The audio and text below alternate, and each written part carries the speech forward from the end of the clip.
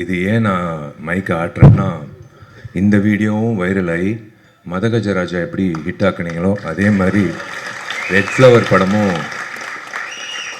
இந்த இந்த உலகம் முழுக்க இந்த விழாவோட வீடியோ போய் சேர்ந்து ரெட் ஃப்ளவர் படம் பார்க்கணுன்னு நான் வேண்டிக்கிறேன். அதனால தான் இந்த செய்கை செஞ்சேன்.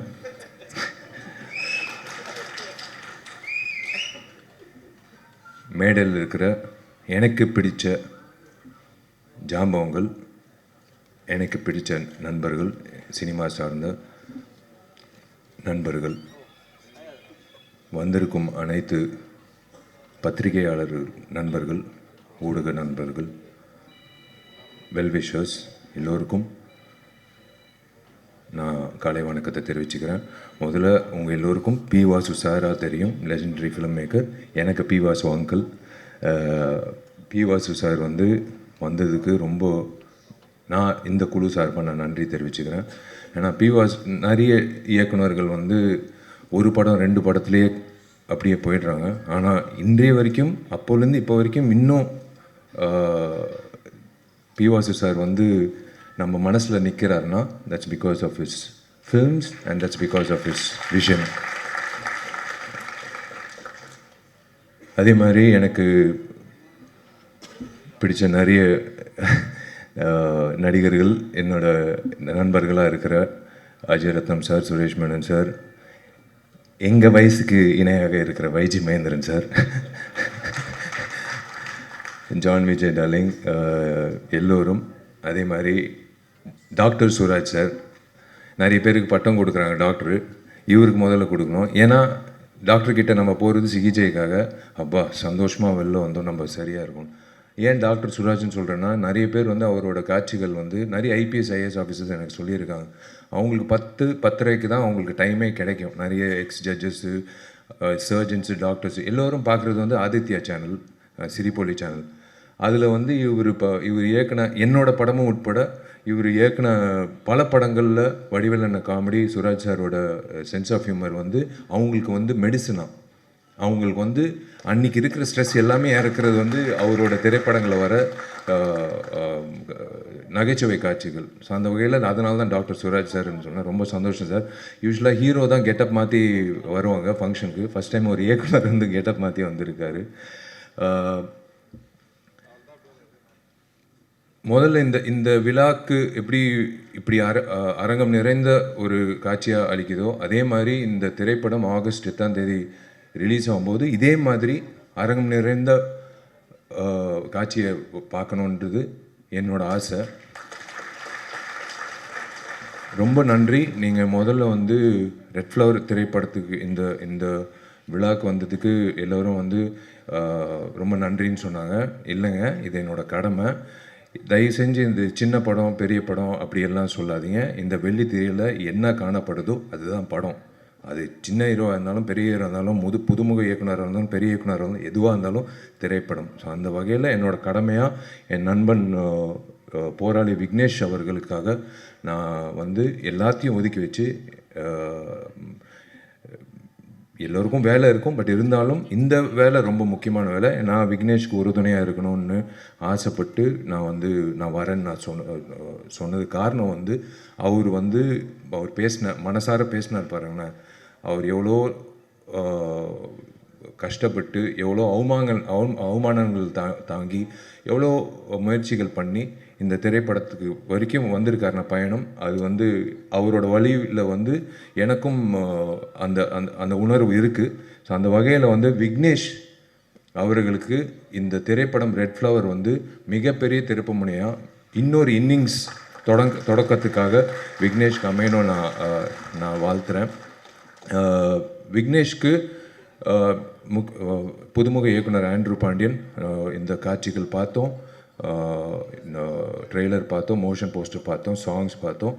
திரு ஆண்ட்ரூ பாண்டியன் அவர்களுக்கு என்னோடய வாழ்த்துக்கள். பொதுவாக 2025 என்ன நடக்குது, நடைமுறை செயலில் என்ன நடக்குதுன்னு பண்ணுறதுக்கே பல இயக்குநர்கள் திண்டாடுறாங்க. ஆனால் இவர் 2047 என்ன நடக்க போகுதுன்னு ஒரு மிகப்பெரிய ரிஸ்க் எடுத்து ஒரு கதை பண்ணியிருக்காரு. அது in fact every one was speaking about his vision. I wish Andrew Pandian all the very best for this film. Welcome to the industry. And இந்த விழா நாயகன் சந்தோஷ் ராம், இசையமைப்பாளர், வாழ்த்துக்கள். உங்கள் பாடல்கள் பார்த்தோம், ரொம்ப பக்கபலமாக இருந்திருக்கீங்க. Cinematographer and of course every one including the heroine and the entire cast and crew. I wish all of you all the very best. Vignesh, ஒரே ஒரு விஷயம் நான் சொல்கிறேன். எல்லாரும் கதாநாயகர்கள் வந்து எதிர்பார்க்குறது வந்து ஒரு நல்ல ஒரு அமைப்பு வேணும். நம்ம என்ன தான் வந்து நம்ம திறமைசாலி அப்படின்னு சொல்லும்போது நம்மளுக்கு ஒரு பொக்கிஷம் மாதிரி, ஒரு வைரம் மாதிரி ஒருத்தர் வேணும். யாருன்னா தயாரிப்பாளர். உங்களுக்கு வந்து ஒரு பொக்கிஷமாக மாணிக்கம் என்ற பேர்லேயே அவரே வந்து ஒரு பொக்கிஷமாக மாணிக்கம் என்ற ஒரு பேர் வந்து உங்களுக்கு, அதான் கடவுளாக உங்களுக்கு வந்து ஒரு வைரம் கொடுத்துருக்காரு. அதுதான் திரு மாணிக்கம் அவர்கள். காளிகாம்பல் பிக்சர்ஸ் சார்பாக மாணிக்கம் அவர்கள் இந்த திரைப்படத்தை தயாரிச்சிருக்காரு. Sir, welcome to the industry. Manickam sir, நீங்கள் இந்த வந்து நான் சொன்னாங்க, இந்த படம் வந்து எனக்கு லாபம் வேணாம், எனக்கு வந்து இந்த படம் ஒரு லவ் ஃபார் த ஆர்ட்ன்றதுக்காக நான் பண்ணியிருக்கேன். அப்படி இல்லை, நீங்கள் மறுபடி இந்த படம் வெற்றி அடையும். இந்த படம் முடிஞ்சதுக்கப்புறம் நீங்கள் நிறைய விக்னேஷ் மாதிரி நிறைய இயக்குநர்கள் நிறைய திரைப்படங்கள் பண்ணணும். நீங்கள் இன்னொரு 2047 எப்படி இந்த திரைப்படம் காட்டினாங்களோ 2047 திரு மாணிக்கம் வந்து தயாரிப்பாளராக இருக்கணும்னு நான் ஆசைப்படுறேன். Welcome to the film industry. மற்றபடி டார்லிங் ஜான் விஜய், என் டார்லிங் அஜய் ரத்னம் சார், என் டார்லிங் தலைவாசல் விஜய், எல்லோருக்கும் வந்து வாழ்த்துக்கள் for this film. Thank you media. நீங்கள் எப்போவுமே எல்லா திரைப்படங்களுக்கும், எங்கள் திரைப்படம் மட்டும் இல்லை, எல்லா திரைப்படங்களுக்கும் நீங்கள் வந்து ஆஜராகி நீங்கள் வந்து சப்போர்ட் பண்ணுறது ரொம்ப சந்தோஷம். எனக்கு பிடிச்ச 2 அரசியல்வாதிகள், ஒன்று பகத்சிங், ரெண்டாவது இடம்பெற்றவர் நேதாஜி சுபாஷ் சந்திர போஸ். அவருக்கு வந்து ட்ரிபியூட் பண்ணி நீங்கள் தொடங்கினது வந்து ரொம்ப நன்றி. அது இன்னும் நீங்கள் ஞாபகம் வச்சுருக்கீங்கன்றது ரொம்ப சந்தோஷம். அண்ட் அஃப்கோர்ஸ் சொன்ன மாதிரி 3 நாட்கள் ரொம்ப முக்கியம். கண்டிப்பாக வந்து இந்த படம் வெற்றியாடும் நம்புகிறேன். நிறைய பேர் வந்து வாட்ச் பார்த்துட்டே இருந்தாங்க. கவலைப்படாதீங்க. இந்த குழுவுக்கு மட்டும் இல்லை, எல்லா திரைப்படங்களும் தயாரிப்பாளர் சங்கம் சார்பாக கதிரேசன் சார் எல்லாரும் வந்திருக்காங்க. நான் ஒரு விண்ணப்பம் நடிகர் சங்கம் சார்பாக, இன்னும் 3 மாத காலகட்டத்தில் நாங்கள் வந்து கவலைப்படாதீங்க, டைம் கன்ஸ்டன்ட் இருக்காது. அந்த நாங்கள் கட்ட போகிற அந்த ஆடிட்டோரியம் வெளியே நாங்கள் திறப்பு விழாக்கு அப்புறம் உங்களுக்கு எந்த பிரச்சனை இல்லாமல், சின்ன திரைப்படம்லேருந்து இப்போ எந்த திரைப்படமாக இருந்தாலும் உங்களுக்கு பயன்படும். நீங்கள் அந்த டைம் வாட்சே பார்க்க தேவையில்லை. அந்தளவுக்கு உங்களுக்கு ஒரு மிகப்பெரிய ஒரு பூனா அமையும், ஒரு மிகப்பெரிய ஒரு விஷயமாக அமையும். தயாரிப்பாளர் சங்கம் இருக்கிறதுனால நான் வந்து நடிகர் சங்கம் சார்ந்த உறுப்பினர்கள் இருக்காங்க. கதிரேசன் சாரும் இருக்கார், ஆஃபீஸ் பேரர். அவர் சார்பாக நான் ஒரு விண்ணப்பம் உங்கள் எல்லோருக்கும் நான் வைக்கிறேன். பத்திரிகையாளர்கள் plus YouTubers and every one and exhibitors association சார்பாக அவங்களுக்கும் நான் விண்ணப்பம் வைக்கிறேன்.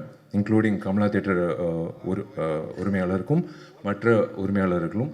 இனிமேல் வரக்கூடிய திரைப்படங்கள் ரிலீஸ் ஆகும்போது வெள்ளிக்கிழமை தயவு செஞ்சு ஒரு 3 நாளைக்கு மட்டும் 12 காட்சிகளுக்கு மட்டும் யாராவது வந்து ரிவ்யூ எடுக்கிறதுக்கு வராங்கன்னா, மைக்கு நீட்டிக்கிட்டு வராங்கன்னா, தயவுசெய்து தப்பாக நினைக்க வேணாம். நீங்கள் தப்பாக நினச்சாலும் I'm sorry, I have to, என் ஆதங்கத்துக்கு நான் தீக்கணும்.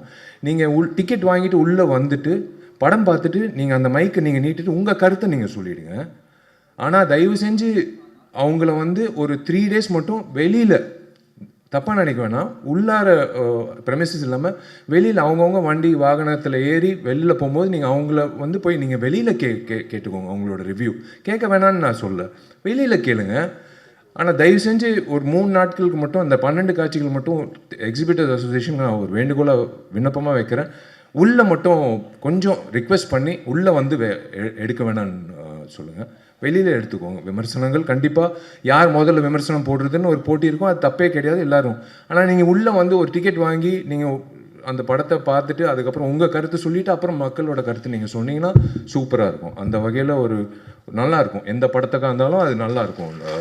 ப்ளீஸ் தயவு செஞ்சு கண்டிப்பாக ரிவ்யூ வேணும். அந்த ப்ரீதிங் ஸ்பேஸ்ன்றது ரொம்ப முக்கியம். ஒரு 12 காட்சிகள் விட்டுருங்களேன். அந்த அதுதான் ஒரு திரைப்படத்துக்கு ஒரு இவ்வளோ உழைச்சிருக்காங்க. அது கண்டிப்பாக வந்து அது ஒரு நீங்கள் கொடுக்குற சப்போர்ட் தான் அந்த வகையில். ஸோ தேங்க்யூ வெரி மச் நீங்கள் எல்லோரும் வந்ததுக்கு. And wish you all the very best எல்லோருக்கும். இந்த ரெட் ஃப்ளவர் திரைப்படம் வெள்ளித்திரையில் மிக சிறப்பாக வந்து வெற்றிகரமாக கொண்டாடப்படணும். அதே வகையில் தயாரிப்பாளர் சங்கத்துக்கு இன்னொரு விண்ணப்பம் என்னென்னா, கதிரேசன் சார், ஒரு விழிப்புணர்வாக நீங்கள் வந்து ஒரு குழு அமைச்சு வரக்கூடிய புதுமுக தயாரிப்பாளர்களுக்கு இந்த ஓடிடி சேட்டலைட்டோ இல்லை ரிலீஸ் ஆகும்போது அவங்களுக்கு ஒரு சப்போர்ட்டோ, எப்படி ரிலீஸ் பண்ணணும், எந்த தேதியில் ரிலீஸ் நம்ம பண்ணியிருக்கோம். ஆக்சுவலாக ரெகுலேஷன் கமிட்டி மாதிரி பண்ணியிருக்கோம். ஒரே நாள் வந்து 10 திரைப்படம் ரிலீஸ் ஆகுது.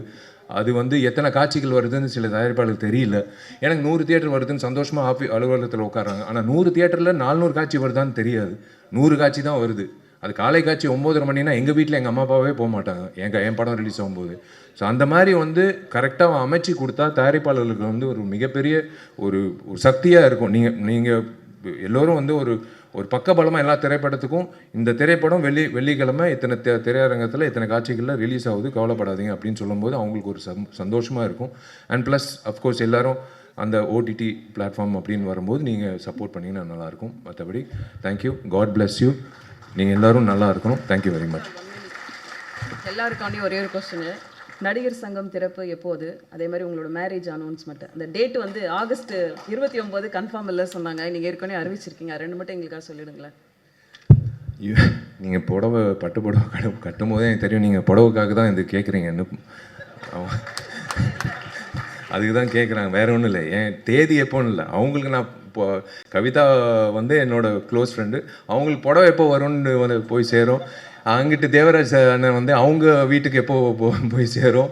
இங்கிட்டு ஒருத்தர் இருக்கார் மீனாட்சி சுந்தரம், அவருக்கு எப்போ போய் எல்லாருக்கும் எஸ் கண்டிப்பாக வந்து நான் அதாங்க 9 வருஷம் நான் எப்படியோ நான் தாக்கு பிடிச்சிட்டேன். இன்னும் 2 மாதத்தில் இருக்கும். ஆகஸ்ட் 29 என் பிறந்தநாள் அன்னைக்கு கண்டிப்பாக ஒரு நல்ல ஒரு செய்தி இருக்குது கண்டிப்பாக.